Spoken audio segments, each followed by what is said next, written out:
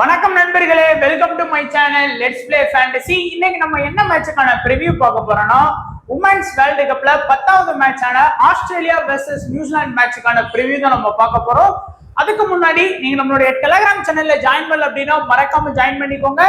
முக்கியமான update plus final time எல்லாமே நம்ம சேனல்ல வந்து ஃப்ரீயா கொடுத்துட்டு இருக்கோம். ஸோ பிக்சர் ரிப்போர்ட்ல இருந்து எல்லாமே உங்களுக்கு துல்லியமா நம்ம கொடுத்துட்டு இருக்கோம். ஸோ மறக்காம நம்மளுடைய டெலிகிராம் சேனல்ல ஜாயின் பண்ணிக்கோங்க. லிங்க் வந்து டிஸ்கிரிப்ஷன் பாக்ஸ்ல இருக்குது. அதே போல இருக்கிறதுலே ஒன் பிளேயர் ஃபேண்டசி பிளே பண்றதுக்கு ஒரு பெஸ்டான அப்ளிகேஷனா உங்களுக்கு வந்து பாத்தீங்கன்னா குபேர் ஆப்ஷன் இருக்கு. ஸோ நீங்க கேப்டன் போட தேவையில்ல, வைஸ் கேப்டன் போட தேவையில்ல, ஒரு கஷ்டப்பட்டு ஒரு டீம் கிரியேட் பண்ணணும்னு தேவையில்ல. ஜஸ்ட் ஒரே ஒரு பிளேயரை ஈஸியா ப்ரெடிக்ட் பண்ணி வின் பண்ணலாம். அதுதான் டியோ ஆப்ஷன். நமக்கு வந்து ஆட் பண்ணக்கூடிய அமௌண்ட்டுக்கு ஜிஎஸ்டி ஃப்ரீயா தான் பண்ணி கொடுத்துட்டு இருக்காங்க. டியோலையும் பாத்தீங்கன்னா உங்களுக்கு வந்து ஆப்பனண்ட் வந்து உடனே வந்து ஃபில் பண்றதுக்கான வாய்ப்புகள் அதிகமா இருக்கும். ஏன்னா நிறைய யூசர் வந்து இந்த ஆப்ல இருக்கிறாங்க டியோ பிளே பண்றதுக்குன்னு. ஸோ ஒரு டைம் நீங்க வந்து தாராளமா ட்ரை பண்ணி பார்க்கலாம். அண்ட் இப்போ வந்து பிச் ரிப்போர்ட் வந்து பாத்தீங்கன்னா நிறைய பேருக்கு இங்கிலீஷ்ல கொடுத்தா அது வந்து புரியல அப்படின்னு சொல்றீங்க. அதனால தமிழ்ல வந்து பாத்தீங்கன்னா உங்களுக்கு புரிய முடியாது, ஈஸியா டிரான்ஸ்லேட் பண்ணி நம்ம வந்து கூகுள்ல டிரான்ஸ்லேட் பண்ணி உங்களுக்கு கொடுத்தாச்சு. ஸோ வாசிச்சு பாத்தீங்கன்னா உங்களுக்கு ஈஸியாவே புரியும் உங்களுக்கு வந்து. அதே போல பாத்தீங்கன்னா பிச்சோட பவுண்டரி லைன் வந்து பாத்தீங்கன்னா 63, 57, 73 சொல்லி இருக்குது. ஆஃப் சைடு, லெஃப்ட் சைடு, ஸ்ட்ரைட்ல வந்து அதோட வியூவும் பாத்தீங்கன்னா உங்களுக்கு பார்த்த உடனே தெரியும். ஓரளவுக்கு பிச்சில் வந்து பெருசா ஸ்கோர் போகவே இல்லை. இந்த பர்டிகுலர் பிச்சை பொறுத்த வரைக்கும் ஒரு 120 ரன் அடிக்கிறதுக்கே கஷ்டப்படுறாங்க. ஆனா இன்னைக்கு மேட்ச்ல விளையாடக்கூடிய டீம்ஸ் வந்து நியூசிலாண்டும் இருக்கட்டும் ஆஸ்திரேலியாவும் இருக்கட்டும் ரெண்டுமே நல்லா ஸ்ட்ராங்கா ஆடக்கூடிய டீம்ங்கிறதுனால ஒரு ஹை ஸ்கோர் வந்து எதிர்பார்க்கப்படுகிறது அப்படிங்கிற மாதிரி சொல்லியிருக்கிறாங்க. ஸோ பிச் ரிப்போர்ட் தெளிவா கொடுத்துருக்கோம், பார்த்துக்கோங்க நண்பா. ஓவராலா இப்ப வந்து ஒரு லாஸ்ட் 4 மேட்ச் ரிசல்ட் வந்து இந்த பர்டிகுலர் பிச்ல எப்படி நமக்கு கிடைச்சிருக்கு. அக்டோபர் 5 3ஆம் தேதியும் வந்து பார்த்தோம் அப்படின்னா துபாய் கிரவுண்ட்ல வந்து நமக்கு வந்து last match England versus Bangladesh மேட்சை பொறுத்த வரைக்கும் வெறும் 118 ரன் அடிச்சாங்க. அதை ஈஸியா வந்து ஒரு 21 ரன் வித்தியாசத்துல வின் பண்ணிட்டாங்க. ஸ்பின்னர் வந்து பாத்தீங்கன்னா அதிகமா ஆதிக்கம் செலுத்தி இருக்கிறாங்க. ஸ்ரீலங்கா 93 ரன் அடிச்சாங்க, அது ஆஸ்திரேலியா ஈஸியாவே வின் பண்ணிட்டாங்க. பேட்டிங் வந்து ஃபாஸ்ட் வந்து பாத்தீங்கன்னா 4, ஸ்பின்னர் வந்து ஒரு 6 விக்கெட். பெருசா வித்தியாசங்கள் இல்லை. ஆனா இதுல வந்து பாத்தீங்கன்னா வித்தியாசம் இருக்கு. 7 விக்கெட் வந்து வித்தியாசங்கள் இருக்கு. இதுல வந்து பெருசா வந்து பாத்தீங்கன்னா ஸ்பின்னுக்கும் ஃபாஸ்ட்டுக்கும் விக்கெட் பெரிய வித்தியாசம் இல்லை, இருந்தாலும் 2 விக்கெட் வித்தியாசம். பாகிஸ்தான் வெர்சஸ் ஸ்ரீலங்கா மேட்ச்ல பாகிஸ்தான் வந்து 116 ரன் தான் அடிச்சாங்க. ஆனாலும் வந்து ஸ்ரீலங்காவால் அதை அடிக்க முடியல. 31 ரன் வித்தியாசத்துல பாகிஸ்தான் வின் பண்ணாங்க. ஃபாஸ்ட்டுக்கும் ஸ்பின்னருக்கும் 9 விக்கெட் வந்து வித்தியாசம். அதே போல பங்களாதேஷ் வெர்சஸ் ஸ்காட்லாந்து முதல் மேட்ச் வந்து பாத்தீங்கன்னா பங்களாதேஷ் 119 ரன் அடிச்சாங்க, அது ஸ்காட்லாண்டால அடிக்க முடியல. 16 ரன் வித்தியாசத்துல வின் பண்ணாங்க.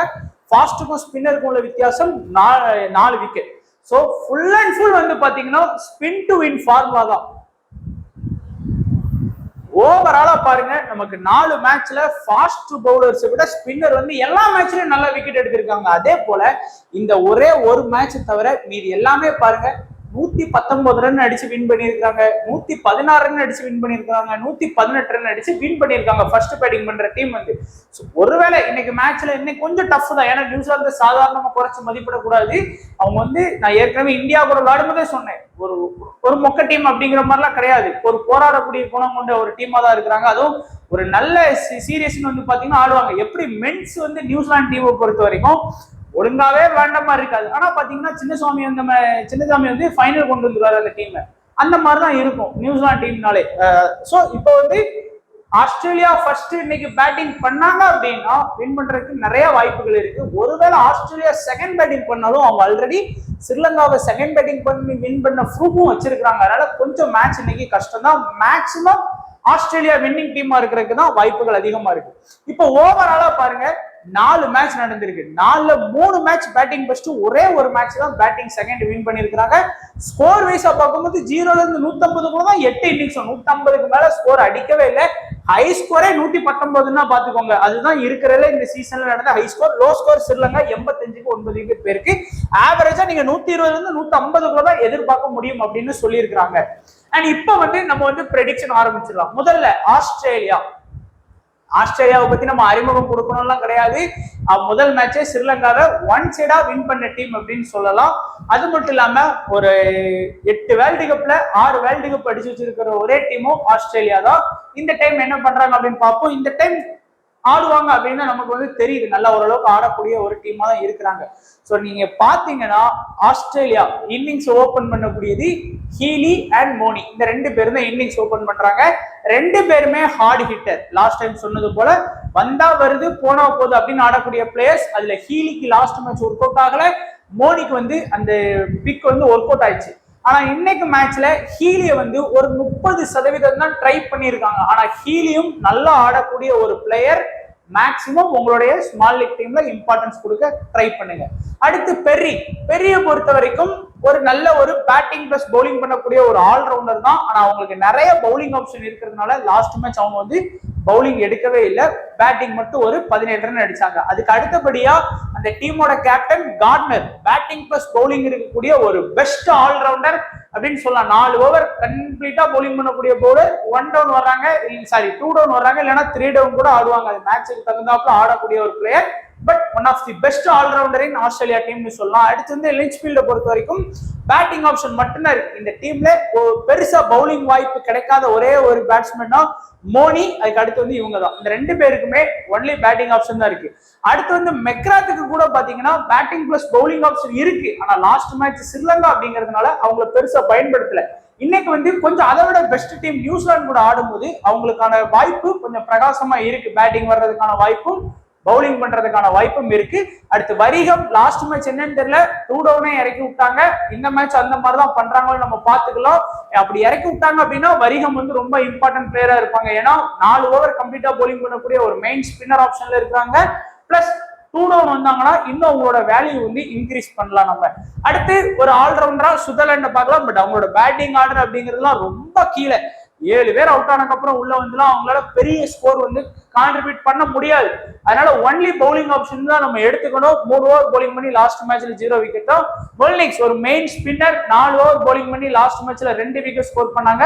கம்ப்ளீட்டா அவங்க வந்து அவங்களுடைய எத்தனை பவுலிங் ஆப்ஷன் இருந்தாலும் அவங்க வந்து அவங்களுடைய 4 ஓவரை கண்டிப்பா வீசிடுவாங்க. அதே மாதிரிதான் ஸ்மட்ஸ் வந்து பாத்தீங்கன்னா கண்டிப்பா அவங்களுடைய 4 ஓவரை வீசிடுவாங்க. ஸ்டார்டிங்லயா இருந்தாலும் சரி, டெத்ல இருந்தாலும் சரி வீசிடுவாங்க.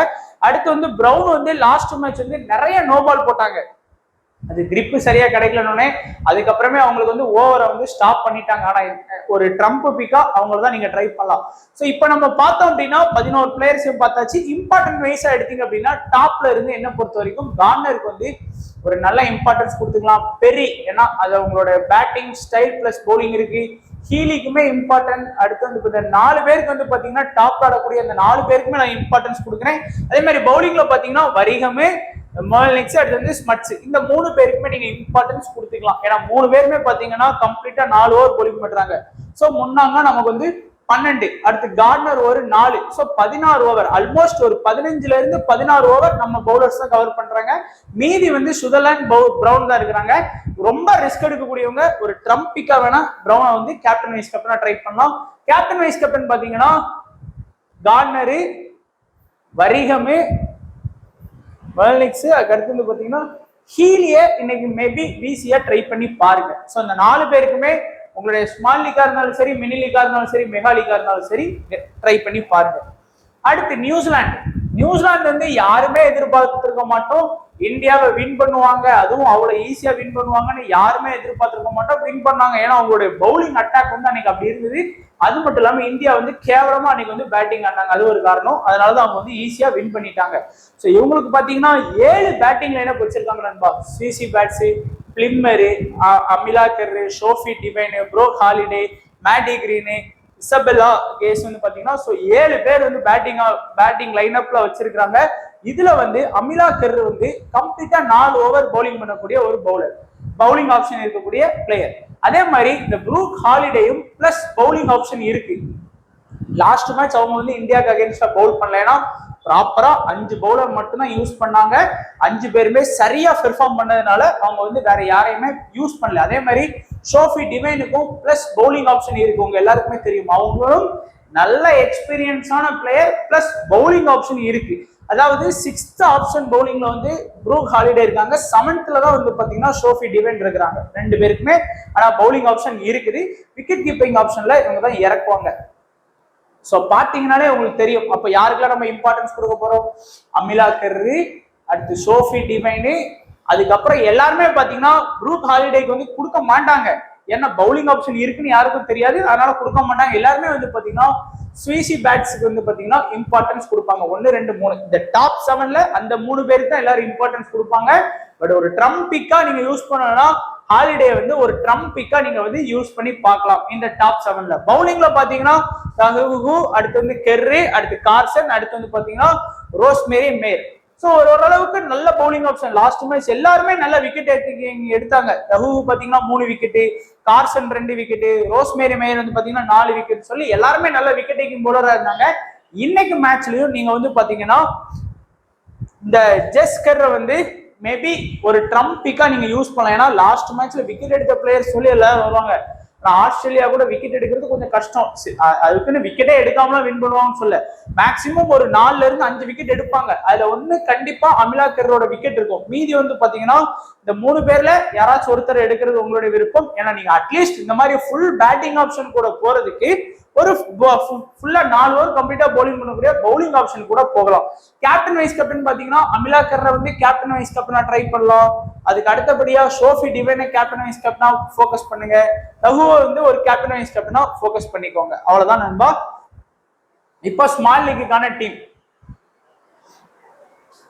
Moni, Healy, Perry, Halliday. So ஒரு Trump, Gardner, Amelia Kerr, Wareham, Smuts, Molineux, Tahuhu, Rosemary, Mair. So சேமா வந்து பாத்தீங்கன்னா நம்ம வந்து கவர் பண்ணியிருக்கிறோம்.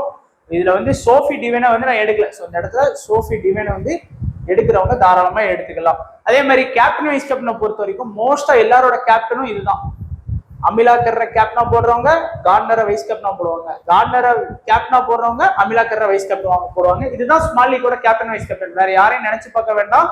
ஒரு சில பேர் இதை வந்து 90% இந்த மாதிரி தான் பண்ணுவாங்க. ஒரு சில பேர் என்ன பண்ணுவாங்கன்னா ஒரு 5% பேர் வேணா வைஸ் கேப்டனா வரிகம் எடுக்கிறதுக்கு வாய்ப்பு இருக்கு. ஏன்னா 2 டவுன் வந்தாங்கன்னா நல்ல ஒரு ஆப்ஷன்ல இருப்பாங்க. பெரியும் பவுல் பண்ணிட்டாங்க அப்படின்னா ஒரு நல்ல ஆப்ஷன்ல இருக்கிற வாய்ப்பு இருக்கு. ஸோ ஒரு 5% பேர் வந்து வரிகமையும் பெரியும் ஒரு 5-10% ட்ரை பண்ணுவாங்க. மீதி இருக்கக்கூடிய 100ல 90 பேர் வந்து அமிலாக்கர் அண்ட் கார்னர் தான். கேம் சேஞ்சர் ஆப்ஷனா பாத்தீங்கன்னா ஹீலி நீங்க ஒரு நல்ல கேம் சேஞ்சர் ஆப்ஷன். பிரவுன் 2 பேருமே லாஸ்ட் மேட்ச் ஃபிளாப் அப்படிங்கிறதுனால யாருமே ஃபோக்கஸ் பண்ண மாட்டாங்க. Try to focus. அடுத்து வந்து ப்ரூக் ஹாலிடே அண்ட் ஜேஸ்கர். ஏன்னா இந்த 2 பேருக்குமே அதாவது ஹாலிடேட்ட பேட்டிங் பிளஸ் பவுலிங் இருக்கு, கெர்ரிட்ட வந்து பாத்தீங்கன்னா பவுலிங் ஆப்ஷன் இருக்கு. பட் லாஸ்ட் மேட்ச் விக்கெட் எடுக்கலாம் அவங்க மட்டும் இந்த டீம்ல, அதனால எல்லாரும் டிராப் பண்றதுக்கு வாய்ப்பு இருக்கு. ஸோ இந்த 4 பேருமே அட்லீஸ்ட் இந்த 4க்கு ஏதாச்சும் 2 பிளேயர் வந்து ட்ரீம் டீம்ல வர்றது கூட வாய்ப்புகள் இருக்கு. இவ்வளவுதான் நண்பர் நம்மளுடைய ப்ரெடிக்ஷன். நாளைக்கு மேட்ச்ல இருந்து பாத்தீங்கன்னா நம்ம வந்து ஒரு டிஃப்ரெண்டா நம்ம வந்து சும்மா எல்லா பிளேயர்ஸையும் அப்படி வரிசையா லைனப் பார்த்துட்டு ப்ரெடிக்ட் பண்ணாம கொஞ்சம் டிஃப்ரெண்டா அனலைஸ் பண்ணலாம்னு இருக்கிறேன். யாரு ஃபிளாப் ஆவா, இந்த மேட்ச்ல வந்து யார் ஒரு ட்ரம்ப் கார்டா நீங்க யூஸ் பண்ணலாம் both small league and grand league அப்படிங்கிற மாதிரி கொஞ்சம் டிஃப்ரெண்டா ப்ரெடிக்ட் பண்ணலாம்னு நினைக்கிறேன். ஸோ அந்த மெத்தட் உங்களுக்கு பிடிச்சிருந்தா நாளைக்கு போடக்கூடிய வீடியோக்கே கொஞ்சம் சொல்லுங்க. கமெண்ட் செக்ஷன்ல நீங்க பேசினாதான் உங்களுக்கு ஏற்ற மாதிரி நம்ம வீடியோ கொடுக்க முடியும் நண்பா. கண்டிப்பா கமெண்ட் செக்ஷன்ல என்ன டவுட்டா இருந்தாலும் நீங்க சொல்லுங்க. இல்ல உங்களுக்கே எக்ஸ்ட்ரா ஒரு ப்ரோ இல்ல ப்ரோ நீங்க வந்து இல்ல இது வேணாம் இது சேஃப் இல்ல இன்னைக்கு நீங்க சோஃபி டிவைனோட போறதே பெஸ்ட் நீங்கன்னா கண்டிப்பா நம்ம வந்து சேஞ்ச் பண்ணி ஓரளவுக்கு கன்சிடர் பண்ணலாம் நம்ம வந்து உங்களுடைய கருத்துக்களை. அதனால கண்டிப்பா கமெண்ட் செக்ஷன்ல உங்களுடைய கருத்துக்களை சொல்லுங்க நண்பா. அதுதான் நல்லா இருக்கும் நம்ம வந்து பெஸ்டா இது பண்றதுக்கு. ஸோ வீடியோவை மறக்காம லைக் பண்ணுங்க, ஷேர் பண்ணுங்க. நம்ம உங்களுடைய ஃப்ரெண்ட்ஸ் யாராச்சும் ஃபேண்டசி விளையாண்டா நம்ம சேனல்ல வந்து ஜாயின் பண்ண சொல்லுங்க. வீடியோ பார்த்த எல்லா நண்பர்களுக்கும் நன்றி, வணக்கம். தேங்க்ஸ் ஃபார் வாட்சிங் நண்பா.